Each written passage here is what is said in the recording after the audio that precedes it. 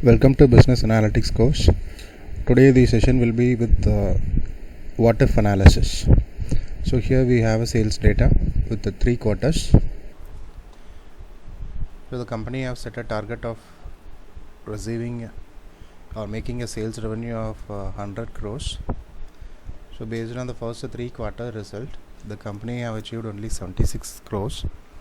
Now we need to identify how much should be the fourth quarter sales revenue, whereby we will be achieving our 100 crore target.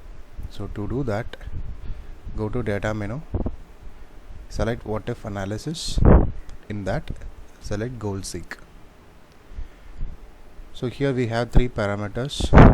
So first parameter will tell you about set sell value. Set sell value is the total value what we need to achieve.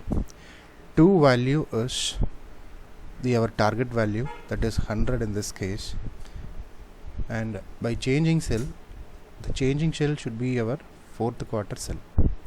After giving this 3 parameters input, click OK. So wait for a minute, the results will be displayed.